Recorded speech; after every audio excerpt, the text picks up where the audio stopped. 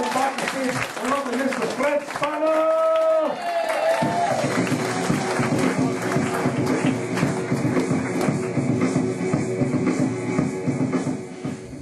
Hi, how are you doing? Not too good, by the sound of it. Oh. You know when like you're walking home at the end of the week after like college or work or whatever, and you've had a really shit week and you just want to get home, and then you see like a big issue seller, and you think, oh, that guy's had it worse than me, you know, I'm going to buy a big issue, and you look in your pocket, you've got no change, and he's like, big issue, and you're like, nah, sorry, mate, you know, I've just got no change, you know, and you walk along a bit further, and there's another one, big issue, and you're like, no, look, really, I haven't got any change, okay, and then you walk along a bit further, and there's another one, big issue, right, and you just want to crack, right, but you don't, right, you keep it calm, but then you think, if you see another one, right, I'm just going to fucking explode, right, so, and you see another one, it's like, big issue, right, I can't solve homelessness myself, right? I haven't got any change, I promise you, I haven't got any change, right? I will see you next week, I guarantee it, I will be here, 9 o'clock, I will buy your big issue from you. I can't do anything more, all I want to do is just go home, I know you've got to work something, but I've had a really shit week, and you realise, like, he's quite frail and he's kind of lifeless now, right? And he's kind of dead. And you drop him on the floor and you don't know what to do, do you, right? So you think, right, okay, what are we going to do, right? So you drag him in an alleyway, right? Especially, you do, don't you, right? Right? And then, right, no one around, right? And then, right, lift him in a skip, right? It's an empty skip, right? Lift him in a skip. They're heavy around. You know, you live in America, don't you? I've seen American cop shows. There's dead bodies everywhere in America, right? You lift him up, you chuck him in a skip, right? You think, okay, that's it. Bit of newspaper, set fire, back home, right? Run home, right? You get back home, shut the door, it's finished, right? Everything's finished, everything's forgotten. But it's not forgotten, is it, right? Because you switch on the telly and you see death, right? You think, right, okay, right, have something to eat, and it's just like the steak and then you plate and you... So I think, right, okay, what I'm going to do, right? I'm just going to go to bed, right? I'm just going to sleep it off, everything will be fine in the morning. But that doesn't work, right? That doesn't work because, like, you're waking up every hour, on the hour, right? In a cold sweat. And all you can see in front of you is this guy's face, this poor defenseless, homeless person that you've murdered!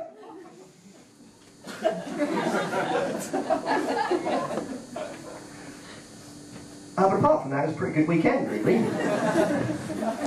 How was yours, alright? I'm a friend, I'm quite new to comedy, but I like to be politically correct. I've been told I must be politically correct, and I am, because I was just outside a moment ago. I was having an argument with a disabled man. He was cheekily trying to park his car in an able-bodied car parking space. But I've always wanted to try and stand up ever since I was just a little kid, because I remember I was always telling jokes to my granny, and I don't want to brag, but I think more often than not she'd sit there and she'd piss herself.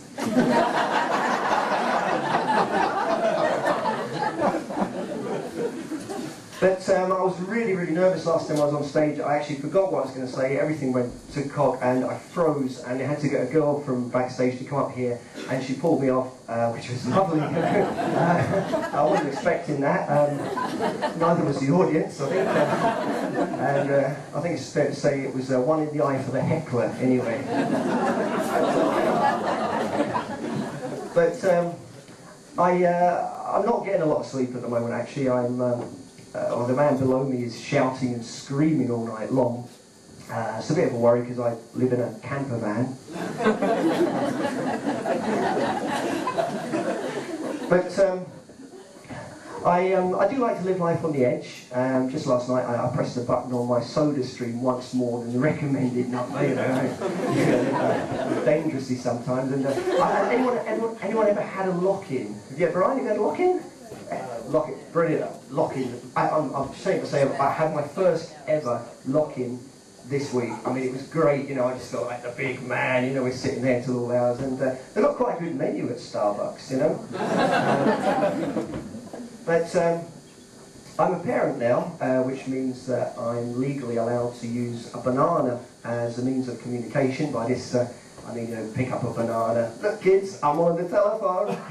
It's just hilarious, obviously, but what most parents don't realise is, because they're quite naive, is that when you're doing this, you're yakking on this banana phone. Some 3,000 miles away in Africa, there's a gorilla going, what? Who is this? How'd you get this number? And banana really get quite good reception, and it's better than orange anyway.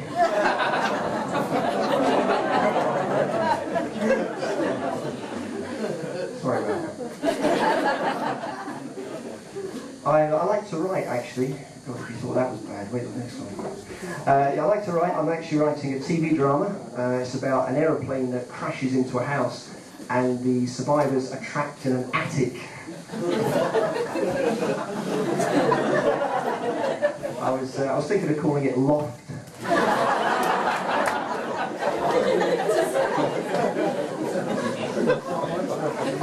I hope it does better than my children's Christmas book that got banned, the Santa Claus Delusion.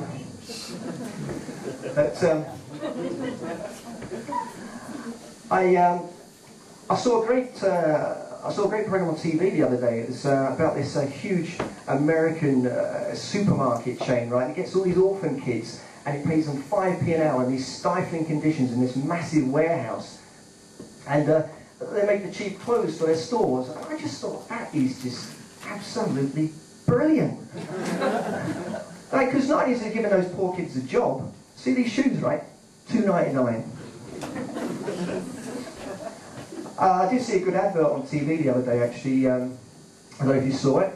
It's, okay, I'm driving into Glasgow Airport now. Okay, I'm going through the doors. And oh, God, I've missed. Right, okay, 3 years training wasted. Right, I'm backing up. Right, I'm stuck on a bollard. Okay, I'm getting out. I'm on fire. Okay, I'm getting out. I'm going to get something from the boot. Hang on, I'm getting something from the boot. Oh, I've left the key on the mantelpiece. Brilliant. Oh, God, I've been kicked in the balls. This film continues at alqaedajobs.co.uk.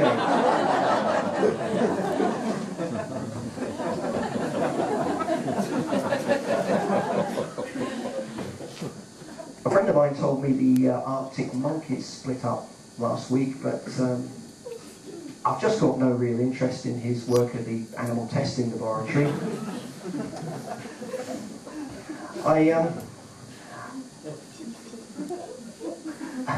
I was very worried last year when I heard that Marcel Marceau had died, the famous French mime artist. He was the greatest mime artist in the world. But I was worried that maybe he was just in character for a gig. You know, just sort of laying there and I got to practice, you know, and someone shoved him in a box and put him underground. It's a bit sick, isn't it, really? I mean, if they have buried him alive, he is going to be the first person ever to die of irony.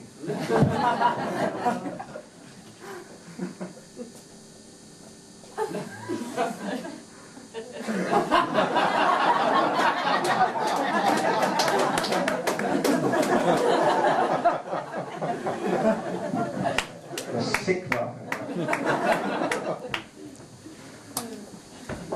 I like the Da Vinci Code. Anyone like the film more than the book? Anyone? No one likes the film more than the book. You know why? But they should have set it in Australia, right? Because I, for one, would have paid really good money to see the curator of the museum contort himself not into Da Vinci's Vitruvian Man, but into a Rolf Harris Rolf Theroux.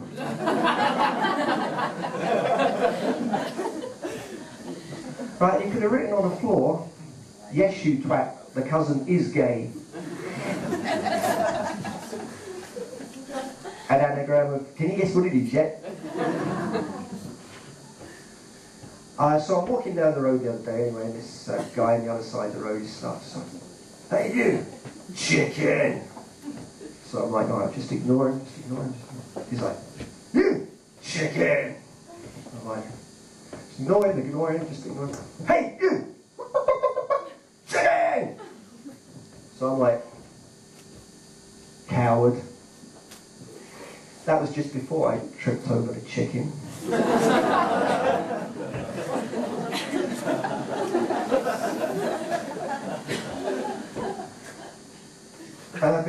Bill and Bill says to Ben, "Whoa, whoa, whoa, whoa, whoa." And Ben said, "If you love me, you'll swallow it."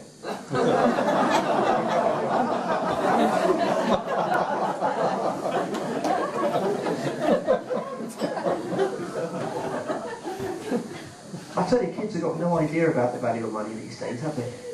£5 for a blowjob is fantastic.